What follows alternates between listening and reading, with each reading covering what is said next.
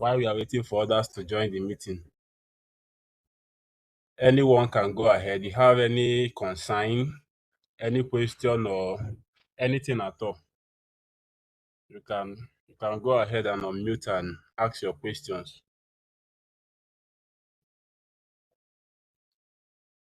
Any concern, any question?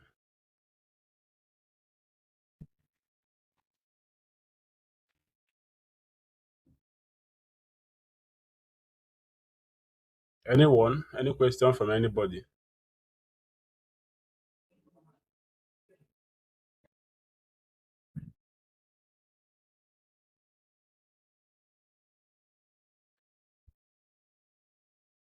So, should I assume that everybody knows?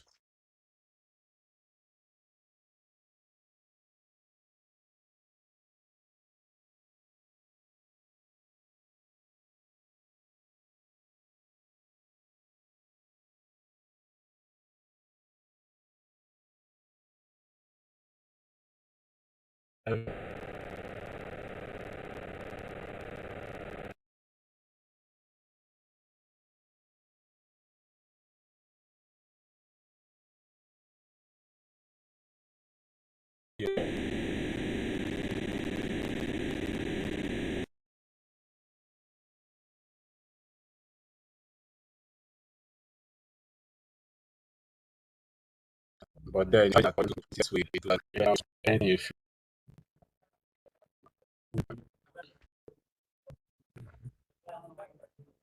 I believe you guys can still hear me. I don't think so. Yes, we Network can hear you. issues. We can hear you. Okay. Yeah, we can hear you. All right. I think maybe probably we should get started because in tonight's class we are still going to be going through, the reason why you are going for this course and then what the course is all about. Because, like I will always say, if you don't know your why, you might not know the effort that will be needed for you to get started. So you need to know your objective, why you should do this course, what is required of you, what you should pay attention to, and how the job market is all about before you can start doing the tools, before you can start doing the practicals. You should be able to know the reason why you should do the course and even to know if this course is for you. Very, very important because a lot of people want to go into cybersecurity, but then not everybody has the tenacity to, you know, do cybersecurity. And it's very, very important. So this evening, we are going to be looking at, I'll be sharing my screen now.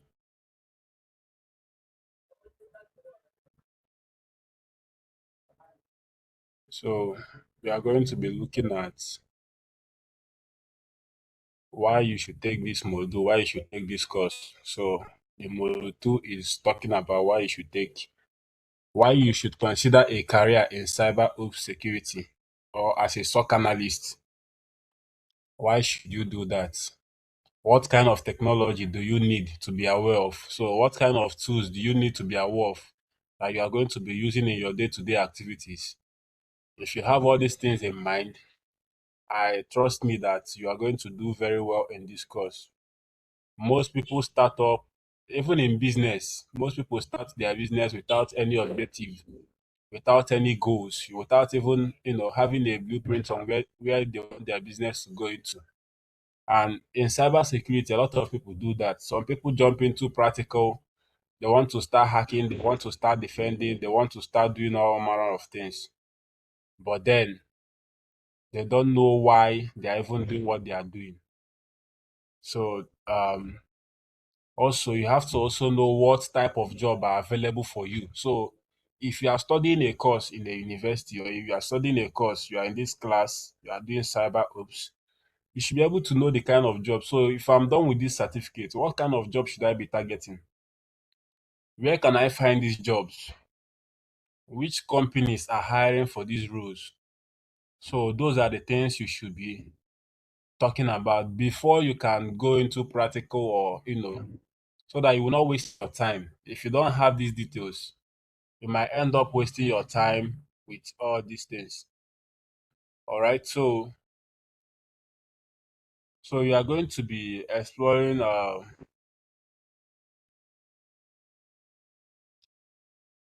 the mission of security operations center. So what are their mission as a cyber ops analyst? What is your mission in an organization? So you want to become a defender. You want to defend organization's network. What is your goal? What is it all about? What does it entail? What does your job entails?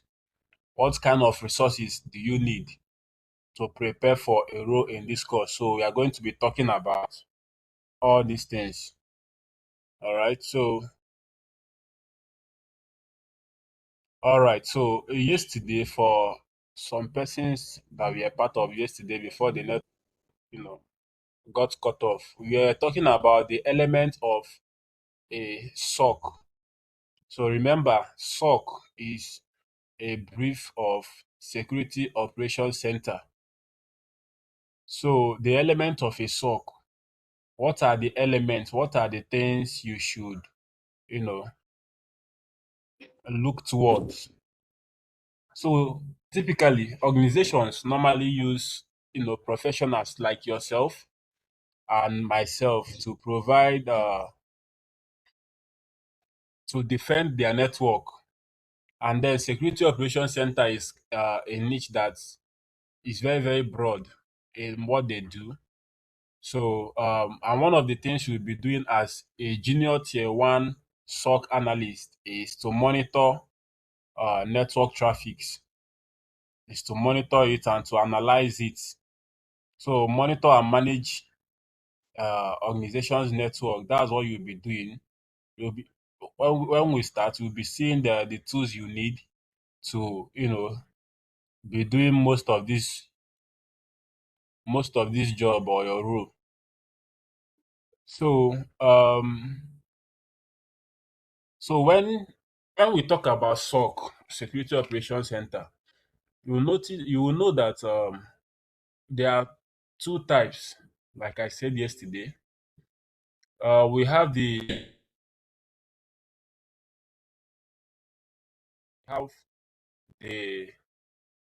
outsourced SOC team.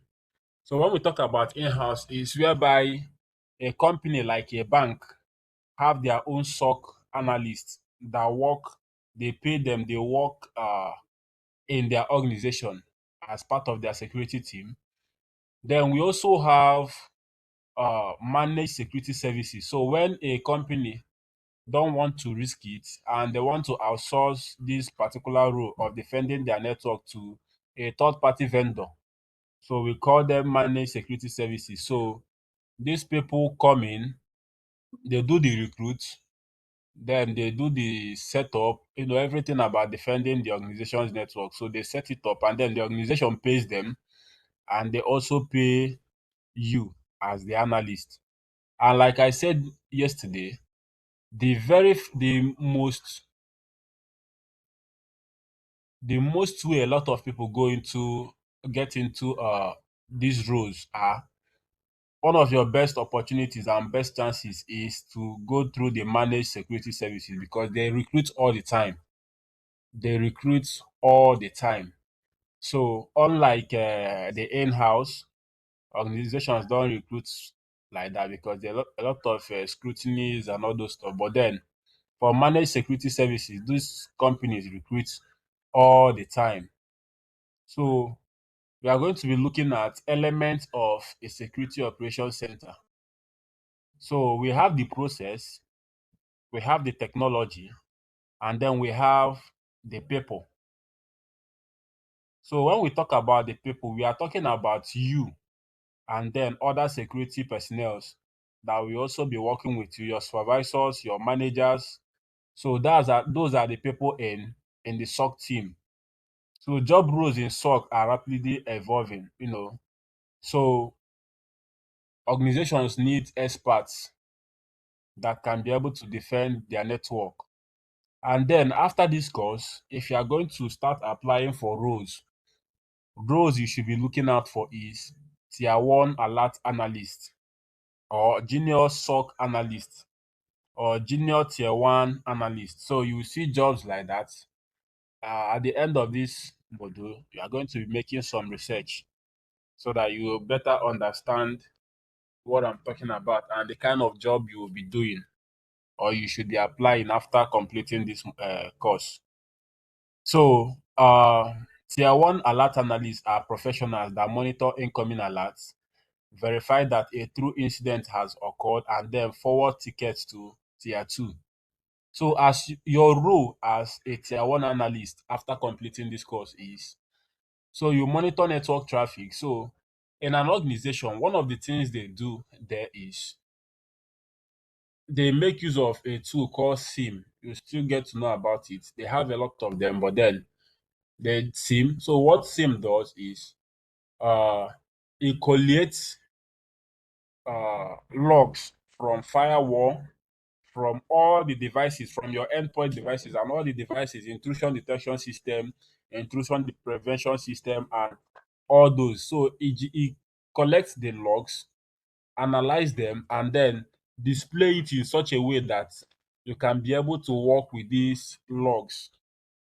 You understand? So it makes a work easier and also gives you a one uh, graphical user interface where you can be able to work and know what's going on the network. So you don't have to start going to the firewall to be checking the logs and then going to the endpoint devices to be checking the logs. So the SIM collates all these things from different sources. And then while it does that, it now presents it to you in such a way that you can be able to know what's going on. So, um, tier 1 analysts are the professionals that will monitor incoming and verify if that alert is true positive. So, if it's a true positive, then you forward the ticket to tier 2 and then you write your report. Then, if it's not a true positive, then you disregard it and then write your report also.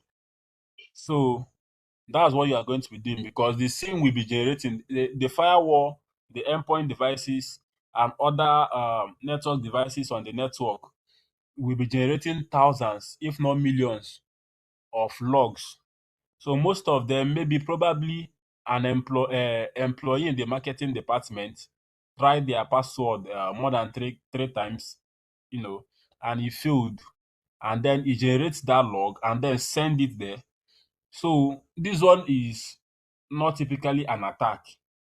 So a lot of people might forget their password, and then what was configured on the SIM was after three times of trial, of password trial. So it should be able to flag that particular account as an incident.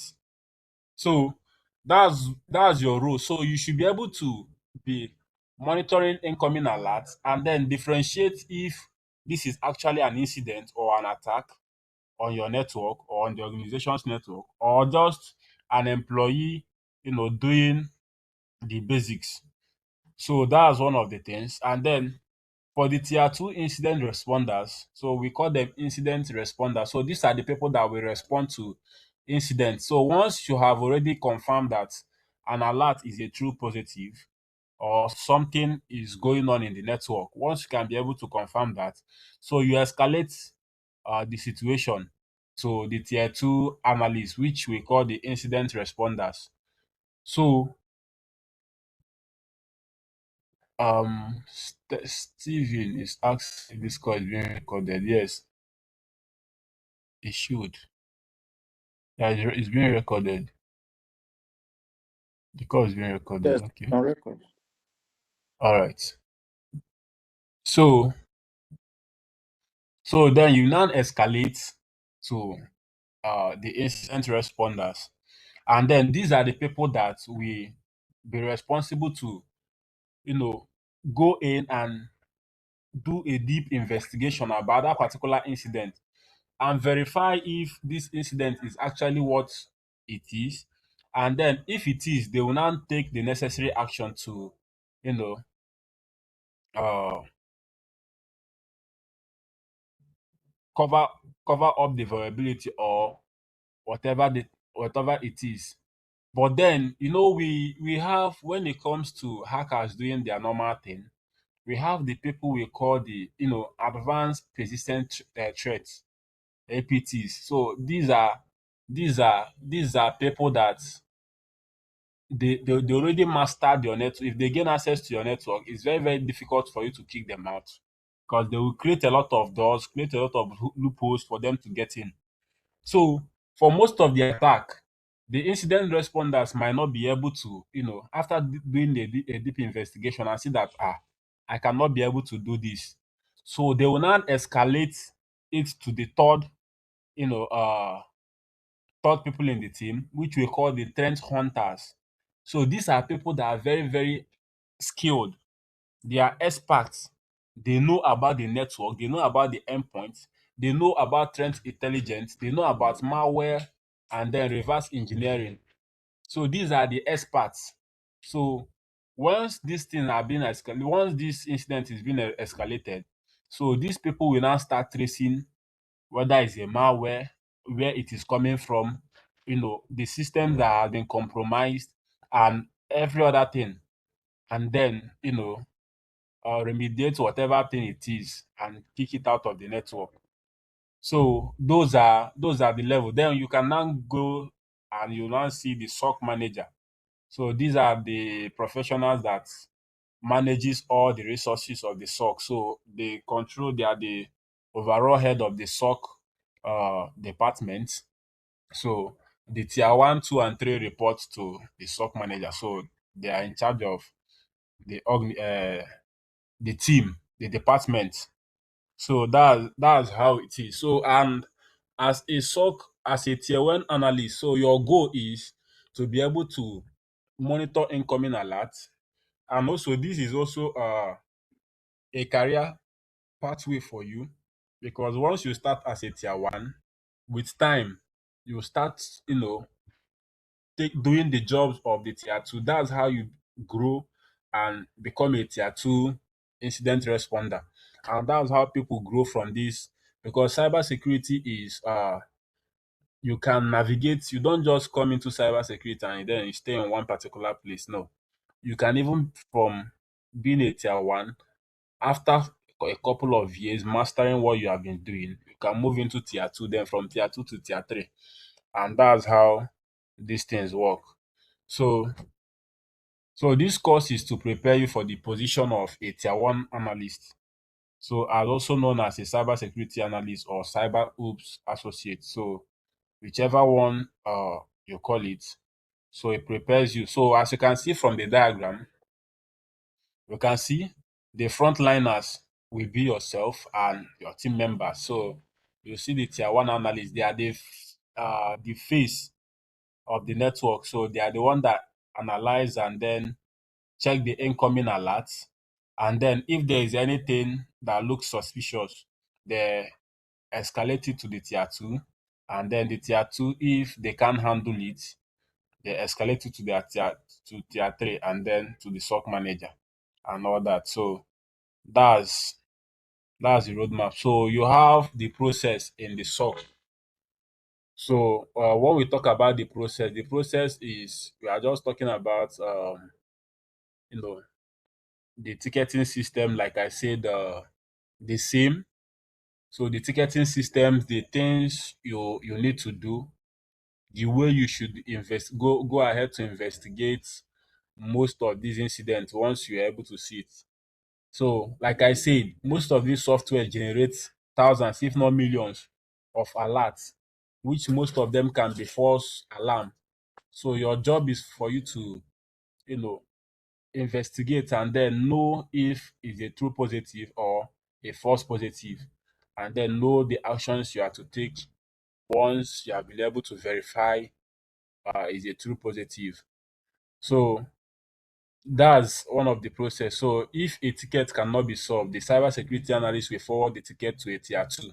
So these are the processes you follow while you are performing your duty.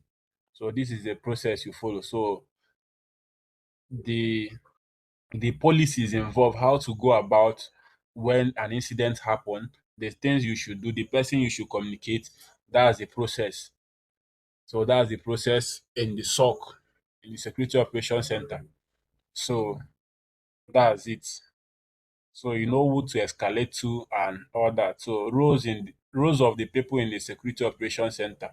So as you can see, the tier one monitors incidents, open tickets, basic threat mitigation. Let's say a phishing attack, whereby uh or a password reset, those small things. Then if the incident is more than that, then you escalate it to the tier two, which are the people that will perform a deep investigation and then advise on the remediation of it. And then if it's not something they can handle, then they don't escalate to the tier three, which is the people that have in-depth knowledge of threat hunting and then knows about the network and preventive measures on how to go about it. So that's it. Those are the processes. So now when we talk about the technologies in the SOC, so remember I mentioned the SIEM, which is a Security Information and Event Management System. So this is the one of the things you'll be working with basically. So what the SIEM does is it collates events, security monitoring, security control, log management. So everything, all the endpoint devices, all the devices that is connected to the network will be, the logs will be collated using the SIEM. So you instead of you going to the firewall to check the log, going to each of the computers to check the log, so the SIEM helps you to do this. So SIEM systems are used to collecting and filtering data, detecting and classifying threats, and then analyze and investigating threats. SIEM systems may also manage resources to implement preventive. So most of these SIEM systems, the SOC, most of the times we have the security engineers, we have the SOC manager. So they work together to configure these same systems, so that they can be able to detect if somebody puts a wrong password 3 times or four. Let the same system flag this as being suspicious because of brute forcing that a lot of attackers use out there. So they configure it, connect the necessary things, and then tell it the way they want it to be filtering data and all that. So that's that. So this is how it works. So network traffic, network flow, system logs, endpoint data, enter threat feeds, security events, identify assets, concept. So all these things now, the logs coming out from all these things, when you talk about the endpoint data, it could be your laptop, it could be your phone, it could be your desktop, all those things that are connected to the network. So all the logs are being fed into the same. So and then it now brings out everything in one screen for you to be able to work with. So we also have what we call the SOA, which is security orchestration, automation and response. So it's just more like a SIEM also. But then what this one goes a little further to automate most of the responses. Let's say there is a little attack, let's say a phishing attack, you know, and probably an employee falls victim of it. So if the SOA system detects it, so it already has like a run book where the analyst has already configured what it should do. Once so you just automate that and then maybe probably if a system has been compromised, it will just isolate the system on its own. So why triggering the alert for an analyst to come? So it will just do the basics. So that's what it does. So SWAP platforms are similar to SIEMs in that they aggregate, collect, and analyze alerts. However, SOA technology goes a step further by integrating threat intelligence and automating incident investigation and response workflow based on playbook. So if you join a SOC team tomorrow, they have a playbook because probably they might not be there all the time to tell you what to do or how you should do it. So they already have a playbook of most of the common basic attacks that is likely to happen, and then tell you once you see something like this, you should be able to know what to do. You should be able to do this, do that, and then be able to remediate that. So, so okay, this explains.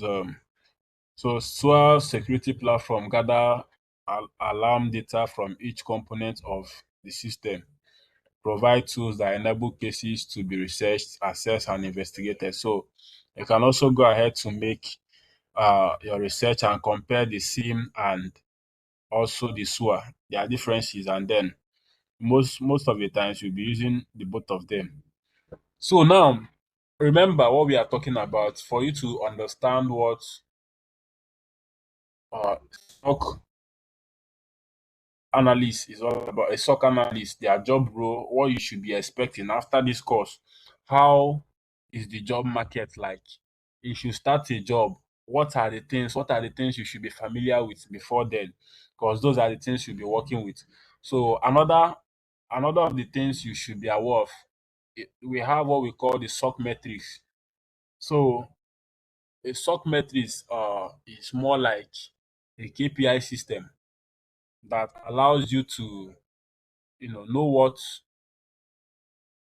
is expected of you. So let's say, for instance, when we get to the practical aspect, you also see all these things.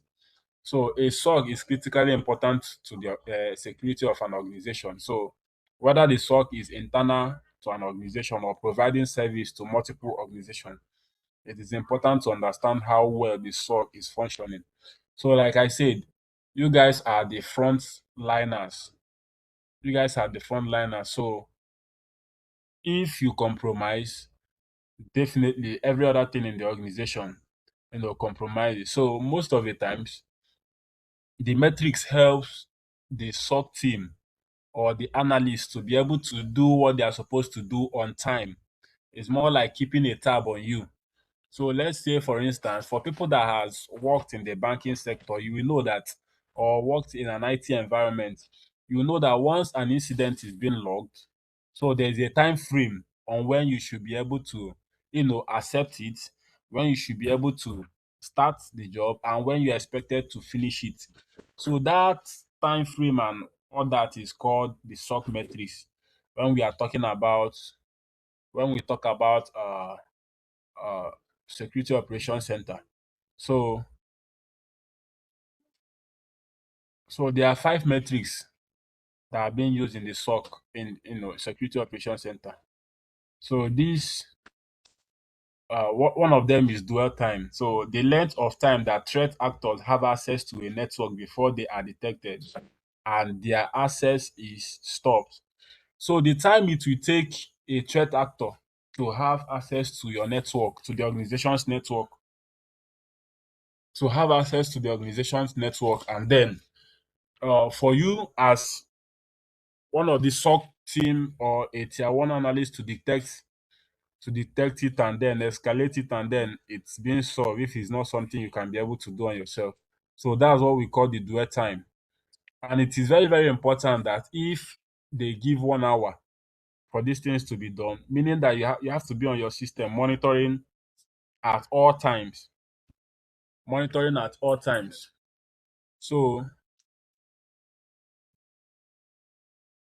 monitoring at all times. If they give 1 hour as a dwell time, you should be able to know that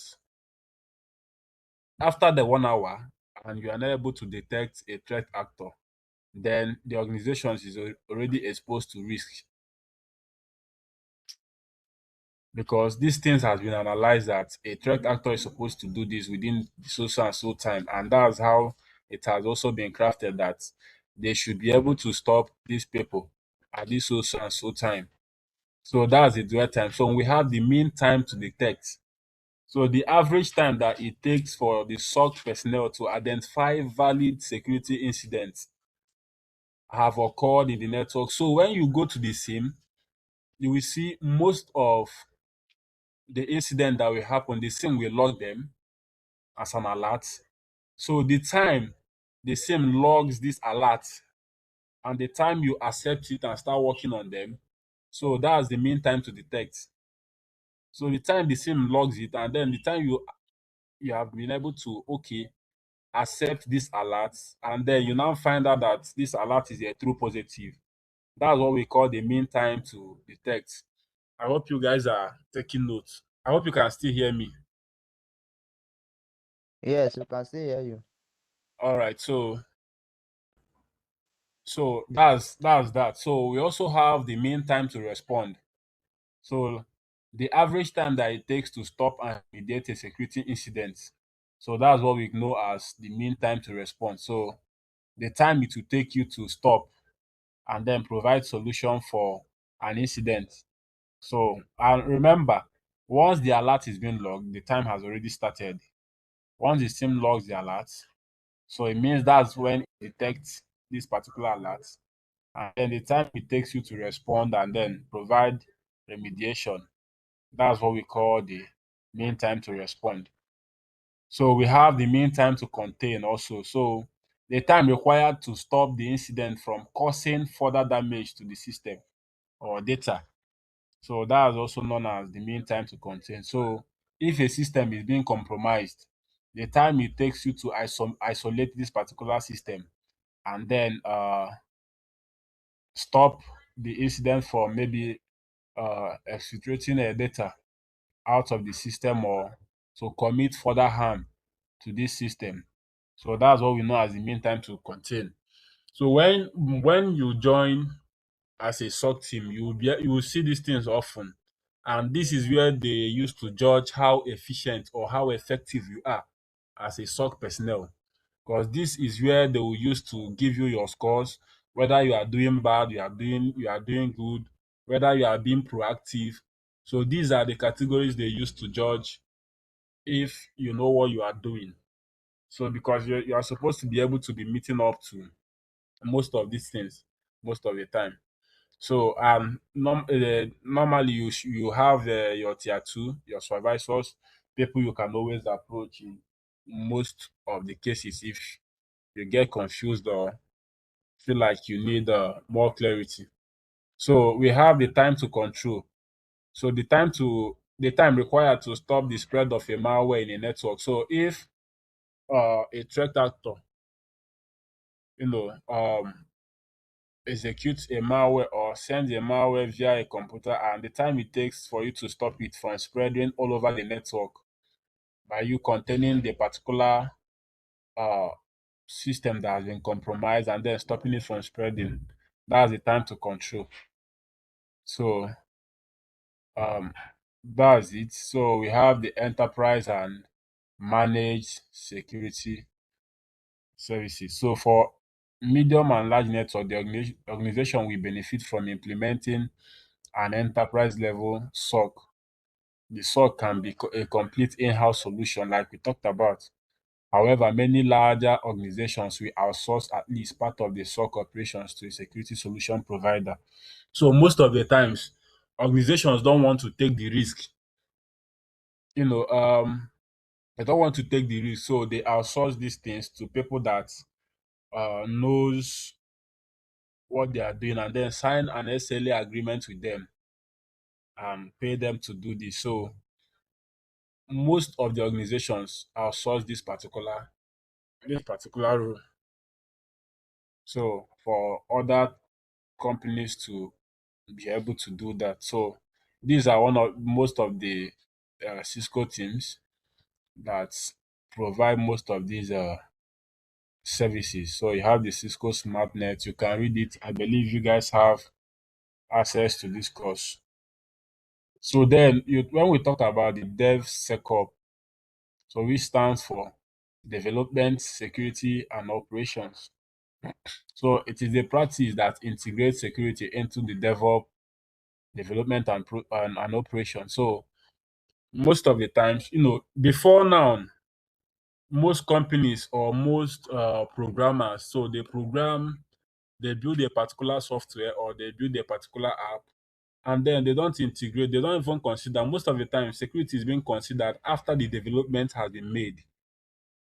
Security is being considered, and it is very, very bad. And that's how most threat actors will be able to, exploit a lot of the loopholes in this security software. So the DevSecOps is a way of integrating security at each phase of the project. If you are building an app or whatever it is, so you integrate security, you test it at every stage of the process. So by doing that, you're able to, close up a lot of loopholes that threat actors can be able to exploit. So DevSecOps provides faster remediation. Security issues are identified early. Like we said, when you integrate securities into this thing at, one step at a time while building the app, you're able to, identify security issues early and also reduce the time and the cost to fix them. Because it's more like building a car and then you are not test running it after building the car completely and then find out that the car is not working. Then it becomes a problem. You have to start tearing things down and then finding the solution to it.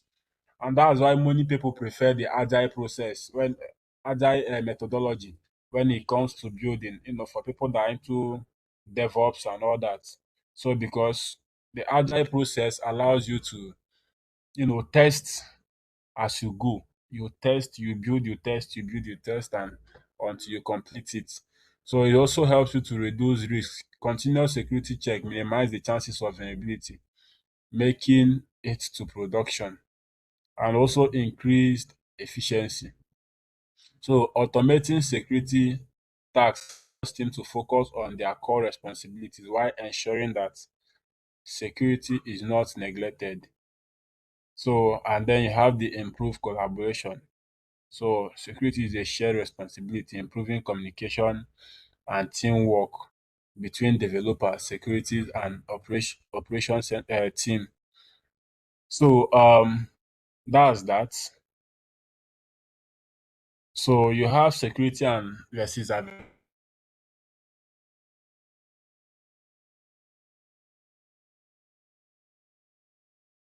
because if you hear tomorrow now that, let's say, First Bank of Nigeria got attacked or got breached, or their servers are being compromised, by threat actors, and then a lot of documents are being taken away from, a lot of customer data are being taken away from the servers and all that from their database. So you know what will happen? The attackers can be able to gain knowledge of, sorry, who's Adebayo? Adebayo, Ayodeji, please help us. All right, thank you. So if you hear that a bank is being attacked tomorrow, so you should be able to know that a lot of customer data are being taken away. So the next thing you are going to see is you start getting calls, because then these people already have your phone number, they have your address, they have your email. Most of the time, most of the data has been taken away, contains even the amount in your account. So they can be able to impersonate you. They can also be able to, use your details that you filled in there to, perform brute force attack in most of the time, because some persons use their phone number as their password, some use their names as their password. So they can be able to use this data to manipulate a lot of things. And then that's how they can be able to customize a phishing email that you cannot resist and all that. So, and a lot of people's money are being taken away. So, most enterprise network must be up and running at all time. So, in as much as you are providing security to these uh, devices and infrastructure, so you have to also understand that the availability of these things are very, very important. Network availability must be preserved. So as a security personnel, you should be able to know that denial of service can affect the organization's reputation, because if their server goes down and people cannot be able to access their website or the app, it tells, it projects a wrong image to, the customers out there concerning the organization. So you have to protect the network at all time, making sure that threat actors doesn't have access to this network, because most of the times they will just shut it down. So each business or industry has a limited tolerance for network downtime, especially in the banking sector, even in the hospital, in the healthcare industry. Because if, let's say for instance, a hospital now that everything is being digitalized, goes their server goes down, you cannot be able to access uh a patient's record. A doctor cannot be able to access a patient's record, or their server or their database is, has been breached. So what an attacker can do in this aspect is, an attacker can decide to, modify a patient's record. Maybe you are supposed to be giving the patient 1 milligram of, it could be any malaria drugs that you see. It can be modified, and then they will put 10 milligram of that particular medication. And then the nurse, once they access the file digitally, and then they give the patient 10 milligram instead of one, and then the thing kills the patient. So most of the times, people don't usually, you know, thief and criminals these days don't carry gun again. So they do it in a digital way. So they commit this crime digitally and then still get the person killed. It can be a high-end client. It can even be the president of a country. And then they do this and then get the person killed. So availability of these things are very, very important. Making sure they are up and then they are also secured. So let's say, for example, in a small retail business with only one location, it may be tolerable to have a router as a single point of failure. However, if a large portion of that sale or of that business sales are from online shoppers, then the owner may decide to provide a level of redundancy to ensure that a connection is always available. So, when you are configuring an organization's network, if you are a network security engineer, so you understand the need and the reason why you have to have a failover router, a failover switch, and all that. So to create redundancy, when this router fails, other ones can be able to perform it without any noticeable downtime. So the preferred uptime is often measured in the number of down minutes in a year. So like you can see, so the availability of a network or a server should be at least 99.8. It should be available, it should be accessed at least 99.8% within a year. So if he has to have a downtime, it should be less than. So this is ideal. In Nigeria, this might not be, this might not be ideal in some cases, but then this is the ideal way these things are being done. So if you go through it, you will check. Um, you should just ensure that these things are so. All right, that's that. So these are most of the certificates. Once you are done with the Cisco, you'll be getting the Cisco Certified CyberOps Associate. So, and we also have a lot of certificates under them that you can also get. So you have the one from the ISC2. So you have the one from the CompTIA Security Analyst Certificate. You also have the one from the Global Information Assurance Certification. So these certificates also helps you. So if you have a degree, it's so good, it's an advantage. But then most of these security courses, it's not much you really need a degree, but if you have, it's also good. So if you have Python programming skills is good. Linux skills, you'll be gaining most of these skills from this particular course. So that's so source of career information. So where you should be looking at to get jobs. So you can go to indeed.com. So you can go to careerbuilder.com, usajob dot gov. So you have the Glassdoor, you have LinkedIn.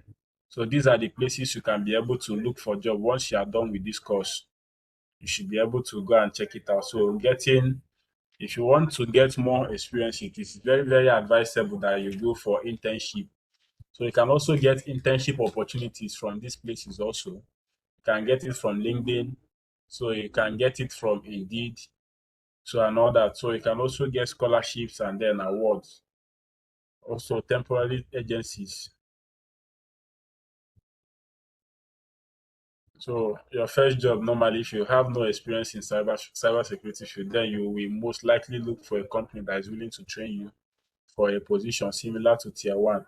But just this course will be able to prepare you enough to gain a lot of skills and knowledge.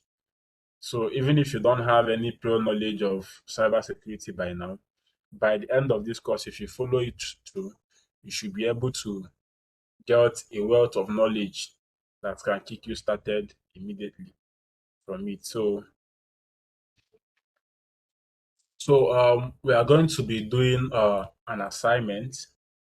We are having an assignment in this course. So I would like you to jot these things down. So jot it down because I'll be asking it in the next class. So one of the assignment is so conduct a search of certifications. So what are the certifications you'll be needing in this role? What are the certification? So you can use your favorite search engine to check for most popular certification, cybersecurity certification that is related to what you are doing. So once you see the certification, then also go deeper to check what are the knowledge you should be able to gain from these certifications and then the vendors and how relevant the certification is.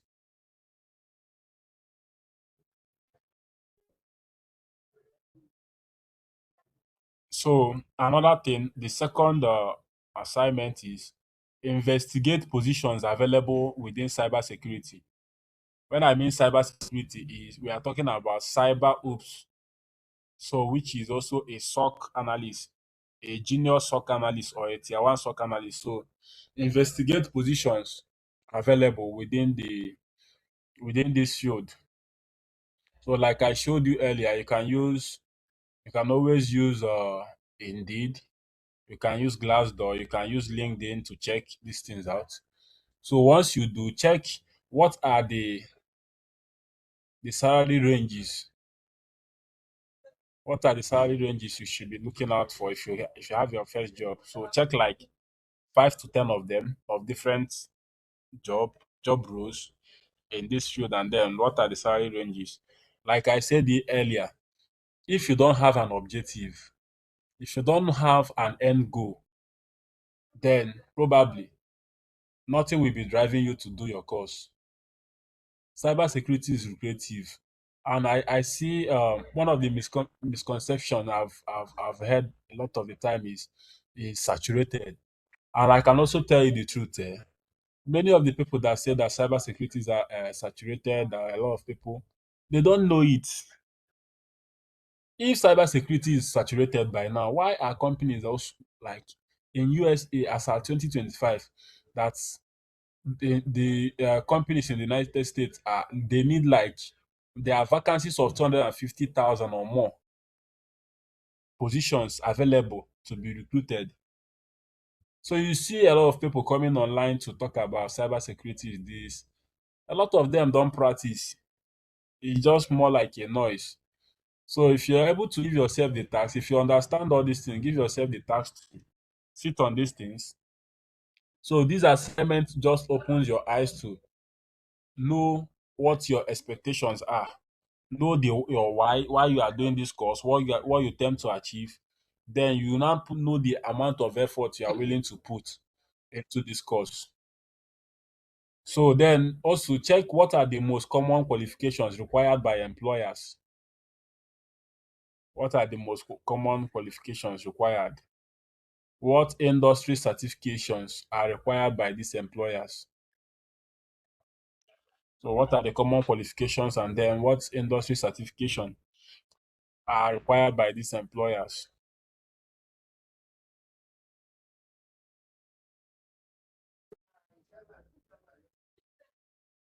So once you do that, then compare, see if the certifications you find matches the jobs you see.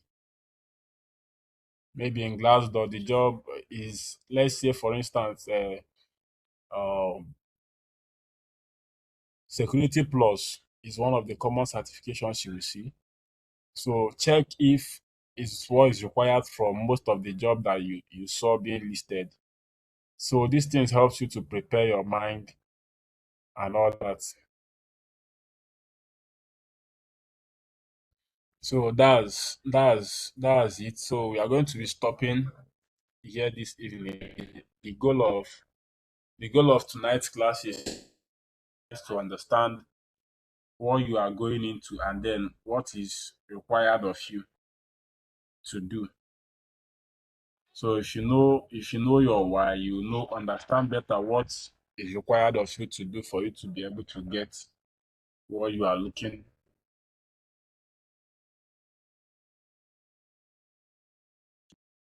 So all right. Then any question? I'll stop sharing my screen now. Any questions? Any concern? If you have any question, you can. Yes, I have All right, go question. ahead. That one that you said, yes, the one that the primary assignment is to know if there is any movement in the system and all that. Uh, well, not tier one H actually.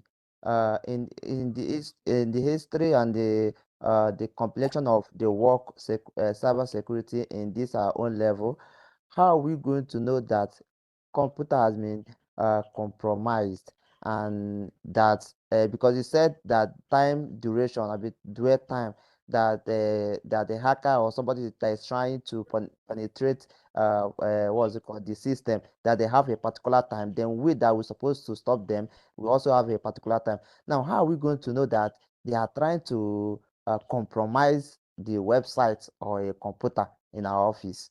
Is it going to make noise or something? That's what I'm going to ask. All right. So I said earlier that we have the uh SIEM system, we have the SOA. So and I also mentioned that your computers, your desktop, your laptop, everything that is being connected to the system, to the network. So the logs, your laptop, if your laptop has an issue now, your home laptop I'm talking about. So it creates log files, log data, and save it for a typical average person. They don't know most of these things, but then each device is creates logs. So that's also how when something happens in an organization, you can be able to trace where the source, where the thing started from. So the SIM management system collects these logs from each device is connected to the network. So it can be from your firewall, the organization's firewall, the laptops that are connected, the endpoint devices, and the intrusion detection system and intrusion prevention system. So these things, the same collates all the logs from these devices, and then according to what is being configured in the SIM. So once anything happens in those systems that is in relationship to the configuration or the settings in the SIM, it triggers the SIM pulls the record from the log and then triggers it. So the SIM will just create an alert concerning that, and then you will now get to see it. You will see a lot of alerts. So yours is now to be monitoring. Remember, I said your job is to monitor incidents, to monitor alerts. So you'll be facing the SIEM. You don't have to be going through the laptop. The SIEM is already collating everything that is going on in the laptop when users are using it. So anything that feels unusual, it already knows the pattern. Majority of the times, it already knows the most common patterns that threat actors use. Anything that feels unusual, it flags it immediately and picks it up, and then it brings it to you. So you, as the tier one analyst, will now analyze and see if this is a true positive or a false negative. I don't know if I answered your question. Yes, yes, you answered my question. Yes, and I have another question. In doing some websites that you enter, maybe you're trying to sign up something and all that, they'll now tell you that you should click this if you're not a robot, or if you're not a bot, then they'll not bring one kind traffic light, motor, depending. Now, my question is that particular thing that they are doing there. Is it that they are trying to prevent hackers not to penetrate in that website, or they are doing something else, And again, is it that hackers cannot penetrate inside that thing, or robots or anything, maybe AI or something cannot penetrate inside that website just like that? That's my question. All right, so what you see them do is like a security measure. You understand? But because bots, there are bots that crawl, into websites. So it will be safe to say that they want to check. Most of these bots, they don't think like human beings. They don't think like human beings. Though they are smarter ones, but then most of them don't think like human beings. So they just program them to automate things. So that's why most of the times those things are being put in place, like the captcha, all those things are being put in place to mitigate or minimize the number of bots crawling from one website to another. Hackers in this present period, they have other sophisticated ways to hijack a website and all that stuff, but then this is just like a security measure put in place to minimize, because most people, there are some people that they are not hackers, they are like script kiddies. So they just use already made tools, then run automation and then all those stuff. So most of those things are being put in place to mitigate, bots from crawling from one website to another that is not supposed to happen. So that's why it's being put in place to do all those things. Any other question? Yes, this assignment that you gave, are they going to put it in the group for us to do? Because to be frank, I didn't really get the three assignments or two assignments that you mentioned earlier. So I am asking if it is possible to put in the group so that we can all do the assignment together. All right. I'll coordinate in the group. Okay, sir. Okay, thank you, sir. All right. Any other? Okay. Someone was raising their hand. Please go ahead. Yes, I think I raised my hand earlier. So I All want right. to Go ahead, ask, please. I want to ask, when will we be able to get these recordings? Because I would like to go through it again to get more familiar with this. And where can we get the recordings, please?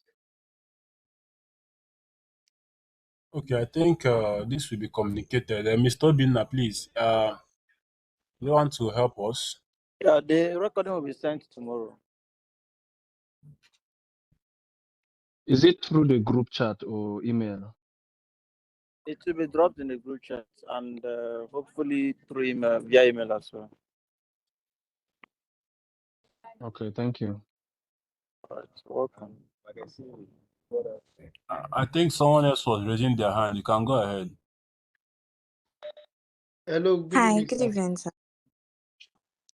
All right. Good evening. Mary, you can go first, and then So, okay, thank you, sir. So, you mentioned the certifications we can apply for. I just wanted to confirm those certifications. Can I apply for them when I'm done with this CyberOps associate? Is it something I can go for, or do I need to go for other courses before I can go for those certifications? And also, those certifications, are they all paid for, or some are paid and some are free? Thank you, sir. all right. So when it comes to certifications, we have paid ones and we have free ones that you can be able to get. But then I always tell my student this is certification as much as important as it is. They shouldn't be your priority. Certifications are good, but then even with the certification, if you don't know what you are doing, you will still lose the job or you will still not get the job. Cybersecurity is a field that they like your certification, but then if you don't have the skill, you will get yourself in. So you have the free ones. Then you also have the ones you'll be paying for. So all these things are, you know, said when you make you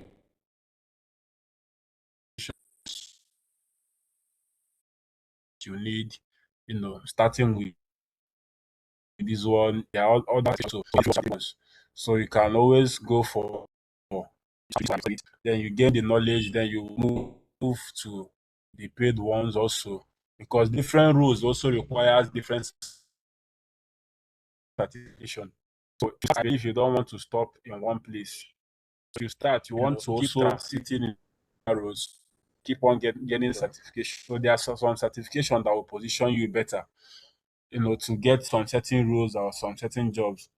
But in as much as they are important, I will always plead with you guys. I always plead with my students. Please know the job, have the skill. Most of the times, someone can recruit. There are some companies that I know they will recruit you without your certification. No.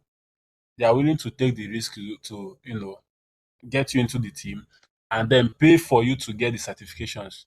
A lot of companies in abroad does that. So they will be paying for you to get most of the certifications they need just you know, for you to get it, just for you to be certified. But then the skills is the most important thing you need while you are looking towards gaining the certifications. I don't know if I answered your question. Yes, you did. Thank you very much, sir. All right. I think there's still someone else want to ask a question. Hello, sir. Yes, go ahead, please. Good evening, sir. Good Please, evening. I missed the first class, so I don't know. Maybe the first class was recorded, and then this one also. I don't know. Maybe it is recorded. Maybe you can send it to us so that we're able to go through over it and then know how to start and then how to install the virtual box and other things. Thank you, sir. Yes, the first class, it has been uploaded in the group now. I saw the link. It's already in the group, so you can check it out there. But if you have not seen it, you can just send a message to the admin, and they will help you with that. And then definitely this one will also be uploaded in the group also for you to access it. All right. Thank you very much, sir. All right, no problem. So, any other question?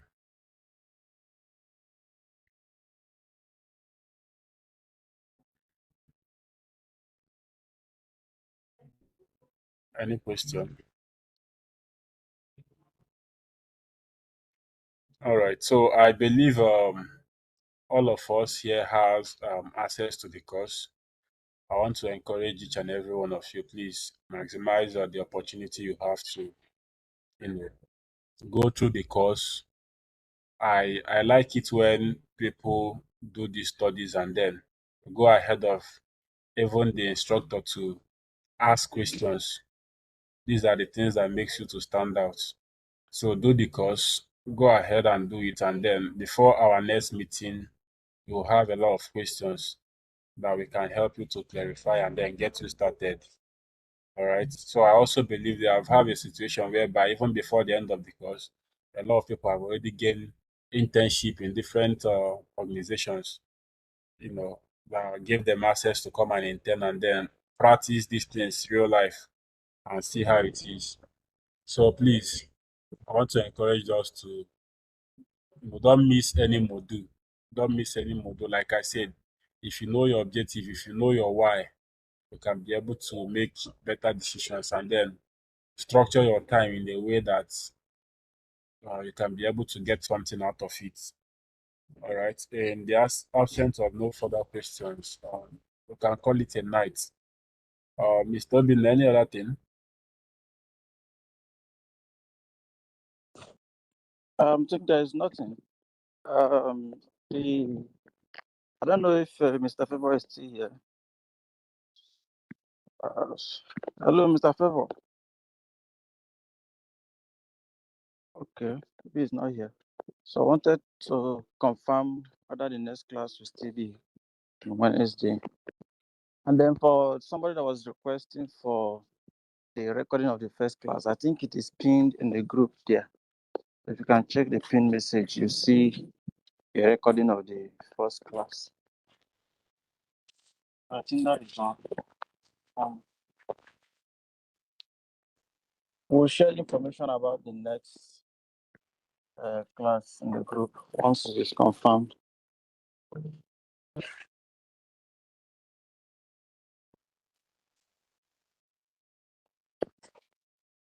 All right. We can call it a night. See you guys.